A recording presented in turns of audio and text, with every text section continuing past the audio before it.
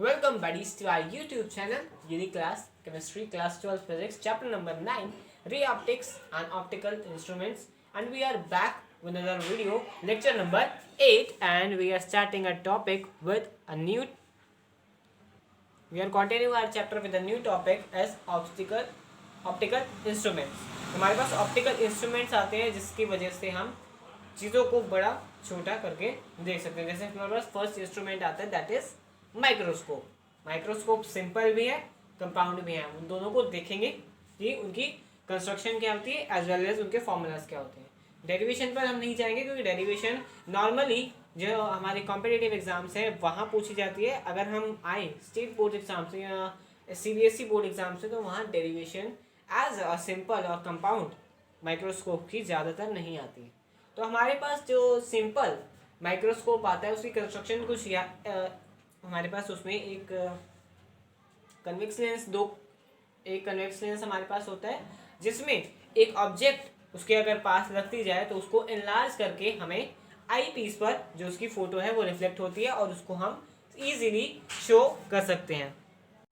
जैसे कि अगर हम अपनी बायो लैब्स में जाएं कि या केमिस्ट्री लैब्स में जाएं तो अगर या हम फिजिक्स लैब्स में जाएं तो हमें किसी अगर एक बहुत ही छोटी ऑब्जेक्ट को एनलार्ज करके देख रहे हैं तो हम एक सिंपल माइक्रोस्कोप का यूज़ करेंगे to get an enlarge image very short point like object. अब वहाँ पर होती है हमारे पास एंगुलर मैग्नीफिकेशन. मैग्नीफिकेशन हमारे पास टर्म में आ चुकी है. एंगुलर मैग्नीफिकेशन में अब मैग्नीफिकेशन में हमारे पास टर्म आती थी कि हमारे पास आता था एच नॉट अपॉन एच. जो एच नॉट हमारी होती थी हाइट वो आफ्टर मैग्नीफिकेशन होती थी और जो एच हमारी हाइट होती थी वो बिफोर मैग्नीफिकेशन होती थी. यहाँ पर जो हमारे पास टर्म है मैग्नीफिकेशन में वो एंगुलर मैग्नीफिकेशन है, उसमें एंगल्स का इंक्लूड होता है. एंगल्स उसमें इंक्लूड होते हैं. जैसे कि अगर हम एक पर्टिकुलर पॉइंट से देखें या दो पर्टिकुलर पॉइंट से देखें तो हमारे पास एक जगह यहाँ इमेज बन रही है, उससे जो पॉइंट लाइक ऑब्जेक्ट का एंगल है वो अलग होगा. अगर हम दूसरी तरफ देखेंगे उससे आगे जाकर देखेंगे तो मैग्नीफिकेशन ज़्यादा होगी और मैग्नीफिकेशन एंगल जो हमारा होगा वो ज़्यादा होगा. सपोज ये हमारा फर्स्ट जो इनिशियल एंगल था दैट इज थीटा नॉट और जो हमारे पास after the final angle that is theta I. तो हमारे पास मैग्नीफिकेशन बनेगी, एंगुलर मैग्नीफिकेशन बनेगी theta I upon theta naught. तो हमारे पास एंगुलर मैग्नीफिकेशन बन जाएगी. और हमारे पास जो ये है इमेज डिस्टेंस और इसको जो हमारे पास जो आफ्टर मैग्नीफिकेशन जहाँ इमेज बनेगी वहाँ से फोकल यहाँ से ऑप्टिकल सेंटर का distance that is denoted bye D, capital D. और जो हमारे पास एक और टर्म आती है that is least distance vision for human I that is 25 centimetre. जैसे कि अगर हम किसी भी ऑब्जेक्ट को देख रहे हैं तो उसमें और हमारे में डिस्टेंस विदाउट एनी स्ट्रेन अगर हमें देखना है, क्लियरली देखना है तो 25 सेंटीमीटर एंड बियॉन्ड दैट होना चाहिए. अगर हम 25 सेंटीमीटर से पास लाते हैं तो आंखों पे स्ट्रेन पड़ेगा और स्ट्रेन पड़ेगा तो हमारी आइज़ का डैमेज होने का चांसेस है. अब जो मैग्नीफिकेशन होती है इस माइक्रोस्कोप से जो पॉइंट लाइक ऑब्जेक्ट की मैग्नीफिकेशन होती है वो मैग्नीफिकेशन एक पर्टिकुलर फॉर्मूला पर काम करती है. That is formula is this. इसकी डेरिवेशन नहीं कर रहे हैं, सिर्फ फॉर्मूलाज को याद रखेंगे. That is 1 plus D that is the distance where the image has shown or f is the focal length of the given concave convex lens. And next we have a compound microscope. तो हमारे पास compound microscope में दो convex lenses होते हैं. First one is objective and second one is the main convex lens. तो हमारे पास जो objective lens होता है उससे ray of light travel करती है, दो पॉइंट पे स्ट्राइक करती हैं, एक ऑप्टिकल सेंटर पे और एक पैरेलल टू प्रिंसिपल एक्सिस. जब रेज ऑफ लाइट ट्रैवल करेंगी तो वो एक पॉइंट पर आकर मिलेंगी जहाँ पर हमारे पास इमेज फॉर्मेशन होगी. इमेज फॉर्मेशन होगी तो हमारे पास ये इमेज जो है ये इमेज जो फॉर्मेशन होगी ये इस वाले मिरर के लिए एक ऑब्जेक्ट का काम करेगी. देन जो दो रेज हैं वो उससे भी आगे बढ़ेंगी, देन जो स्ट्राइक करेंगी और वहाँ हमें आइज पे शो होगी. और इस इमेज को अगर हम इस रे ऑफ लाइट्स को अगर बैक करें रिफ्लेक्शन हो यहाँ पर हमारे पास तो we have got a enlarge image of this much of size of उससे एनलार्ज इमेज मिलेगी जो कि इस पॉइंट से मिनिमम पॉइंट तक, इस पॉइंट तक डी डिस्टेंस पर होगी। अब जो मैग्निफिकेशन हमें चाहिए, magnification of first lens, objective lens की मैग्निफिकेशन देखें तो हमें पिछला केस ही याद करना चाहिए जहाँ पर सिंपल माइक्रोस्कोप है, that is H dash upon H not. H dash this, H this, not H not, this H and this H dash. तो इसकी जो मैग्निफिकेशन है वो तो इतनी हो गई। अब जो हमारे पास दूसरा कॉन्सेप्ट आता है दिस लेंस का, इस लेंस का जो कॉन्सेप्ट आता है उसमें हमारे पास आएगा एच, सिर्फ एच आएगा यहाँ पर, और यहाँ पर एच आई ले लो या एच डैश ले लो, एक ही बात है। अब जो हमारे पास आएगा triangle O P R, triangle O P R, यहाँ बीटा बीटा एंगल सेम है, इन्वर्स एंगल है, अपोजिट एंगल है तो सेम होने चाहिए। तो हमारे पास इस ट्राइंगल में जो tangent of beta, tan beta की वैल्यू बनेगी that is H upon F not. F not इसकी फोकल लेंथ है, इस छोटे वाले मिरर, इस छोटे वाले लेंस की, ऑब्जेक्टिव लेंस की फोकल लेंथ है। तो focal length H upon focal length, because H height भी इतनी हाइट होगी जितनी इसकी हाइट है, वो एच इतनी हाइट है तो एच हमने ये हाइट भी ले ली, एच अपॉन फोकल लेंथ। अब एच की फॉर्म में लेना है तो H is equal to F naught tan beta. Next जो हमारे पास ट्राइंगल आएगा that is P A dash B dash. तो इसमें हमारे पास एच डैश हुई side and this is a L, this length is denoted by L, और एल हमारे पास होगी tube length of the compound microscope. जो कंपाउंड माइक्रोस्कोप की ट्यूब की लेंथ होगी वो हमारे पास एल हो जाएगी। तो जितनी फोकल लेंथ है वो अगर उसमें डिस्टेंस भी आ रहा है तो हमारे पास वो नेग्लिजिबल डिस्टेंस होगा जिसको हम नेग्लेक्ट कर सकते हैं। तो एच आई या tan beta is equal to H I upon L, और एच आई की फॉर्म मिले तो H I is equal to L tan beta. इन दोनों इक्वेशन को यूज करते हुए इस फॉर्मूले में पुट करेंगे तो हमारे पास बनेगा हमारे पास L tan beta upon F naught tan beta, and tan beta cancel out, then we can the final formula of objective lens. Objective lens की मैग्निफिकेशन जो हमारे पास बनेगी that is L upon f naught, where L is the tube length and f naught is the focal length of the objective lens। अब हमारे पास जो बड़ा लेंस है उसकी फोकल लेंथ वो भी हम पिछले फॉर्मूले से निकाल सकते हैं कि अगर हमारे पास एक बड़ा लेंस है, सिंपल माइक्रोस्कोप में एक लेंस है, उसकी जो हमारे पास बनेगी मैग्निफिकेशन वो बनेगी m is equal to d upon F E.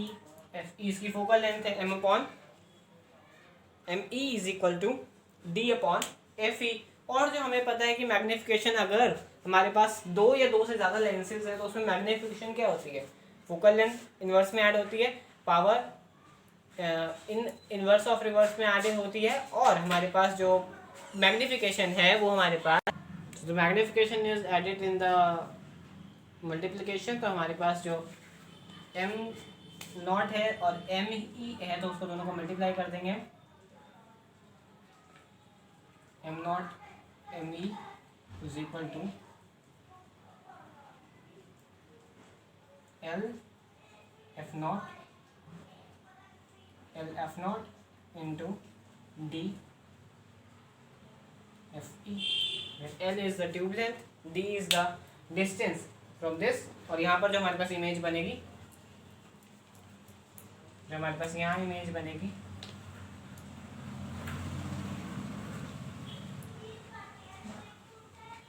जो यहाँ इमेज बनेगी वो यहाँ से हमारा डिस्टेंस जो है from this to the optical centre that is D, ये डिस्टेंस बन जाएगा हमारे पास।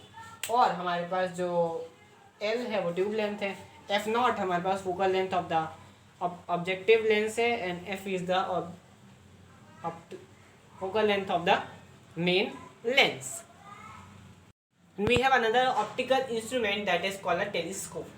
टेलीस्कोप हमारे पास पता है कि हम यूज इसलिए करते हैं कि हम डिस्टिंक्ट ऑब्जेक्ट को जो हमारे पास वे फार देन ऑब्जेक्ट्स हैं उसको हम in with in a simple range या विद इन जो हमारे पास हम आइज से नहीं देख सकते जिन ऑब्जेक्ट्स को, फार ऑब्जेक्ट्स को उसको हम टेलीस्कोप से देख सकते हैं। तो हमारे पास टेलीस्कोप की construction direct inverse of compound microscope है। वहाँ पर जो हमारे पास ऑब्जेक्टिव लेंस होता था वो शॉर्टर फोकल लेंथ का होता था और शॉर्टर लेंथ का होता था। यहाँ पर हमारे पास जो ऑब्जेक्टिव लेंस है वो वे in comparison to the main lens वो काफ़ी बड़े फोकल लेंथ का और काफ़ी ज़्यादा लेंथ का डायमीटर का है। अब टेलीस्कोप की कंस्ट्रक्शन काफ़ी इजी है। जो हमारे पास जो काफ़ी दूर से रेज आती हैं, generally we can say parallel rays आती हैं, क्योंकि जो काफ़ी दूर से रेज आती हैं उसको हम मान के चलते हैं कि वो पैरेलल टू द सरफेस ही होने वाली है। और पैरेलल को भी हम ऐसे लेते हैं कि एक एंगल पे ये इंक्लाइंड होती हैं। एक एंगल पे इंक्लाइंड होती हैं तो हमारे पास नॉर्मल सी एंगल बनाएगी अल्फा। अल्फा एंगल नॉर्मल से बनाती हैं तो हमारे पास जो इंसिडेंट रेज होती हैं फ्रॉम द डिस्टिंक्ट ऑब्जेक्ट वो जब लेंस पर पड़ेंगी तो वो जरूर रिफ्रैक्ट होंगी और रिफ्रैक्ट होकर हमारे पास दूसरे लेंस पर पड़ेंगी। और जो हमारे पास दूसरी रेज है वो डायरेक्ट ऑप्टिकल सेंटर से जाती हुई उस लेंस पर स्ट्राइक करेगी सेकंड लेंस पर। और जो हमारे पास ये दोनों रेज जहाँ मिलेंगी वहाँ पर इमेज हमारे पास शो होगी। और ये जो इमेज है जो फर्स्ट लेंस से बनी है वो दूसरे लेंस के लिए एज एन ऑब्जेक्ट काम करने वाली है। और जो हमारे पास यहाँ एंगल इस ऑप्टिकल सेंटर से एंगल बनेगा that is beta, angle beta. उस ऑप्टिकल सेंटर से जहाँ ये रेस एक दूसरे को इंटरसेक्ट कर रही है वहाँ से हमारे पास ऑप्टिकल सेंटर तक का एंगल दैट इज बीटा तो हमारे पास आएगा। अब जो हमारे पास मैग्निफिकेशन है, मैग्निफिकेशन जो हमारी इन टर्म्स ऑफ जो हमारे पास एक ऑब्जेक्ट है, डिस्टेंस ऑब्जेक्ट है, उसको हम एट अ सिंगल लेंस पर जो एक सिंगल लेंस पर रेज पड़ी वो रेज रिफ्लेक्ट होकर हमारे पास आएंगे और उसको हम देख सकते हैं ऑन अ आई पीस। तो हमारे पास मैग्निफिकेशन का फॉर्मूला है angle subtended by the final image with eye. Eye पर जो इमेज बनेगी वो एंगल प्रिंसिपल फोकस के प्रिंसिपल एक्सिस से जितना एंगल बनाएगी वो हमारे पास बीटा है, दैट इज द बीटा। यहाँ पर अगर हम देखते हैं आई पीस से देखते हैं क्योंकि इसके बाद आई पीस ही होता है जिससे हम देखते हैं ऑब्जेक्ट को। और angle subtended by the object with the objective, objective के साथ जो एंगल जो हमारे पास इंसिडेंट रे का एंगल है दैट इज अल्फा। तो दोनों एंगल हो गए, मैग्निफिकेशन हमारे पास होगी beta upon alpha, angular magnification. अब जो हमारे पास अगर इस बीटा का टेंजेंट लें तो हमारे पास ए डैश बी डैश हो जाएगी, A dash B dash upon F E जो है हमारे पास वो फोकल लेंथ है जो हमारे पास मेन लेंस की या जो हम व्यूइंग लेंस है वो हमारे पास उसकी फोकल लेंथ। और हमने ये देखा ये कि जनरली जब हमारे पास रेज में हम काम करते हैं तो हमारे पास एंगल्स काफ़ी छोटे होते हैं तो हम टैन बीटा को एग्जैक्टली इक्वल टू बीटा ले सकते हैं। Tan beta is equal to A dash B dash upon F E, तो बीटा भी होगा A dash B dash upon F E. और इसी के साथ हम अल्फा को भी ले सकते हैं, टैन अल्फा को अल्फा ले सकते हैं तो उसका भी होगा A dash B dash upon F O.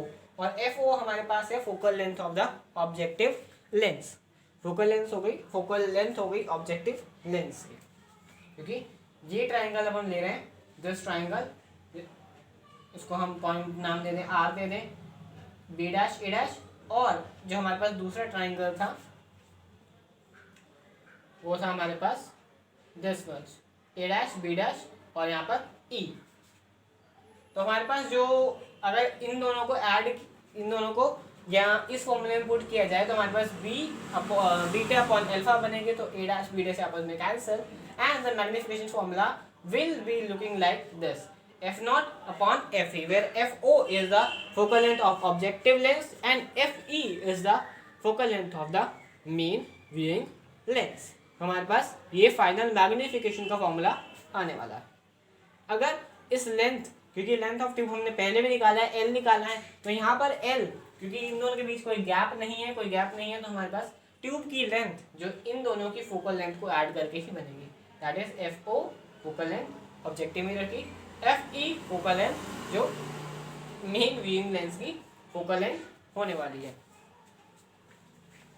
So that's all for today and that's all for the full chapter, and here's the chapter of ray optics and optical instrument is set to be completed.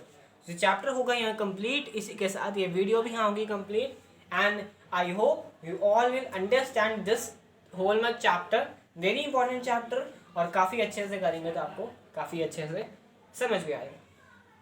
So that's all for the video. I hope you all will understand what I have taught in this video, and I have taught in any video. You all understand that.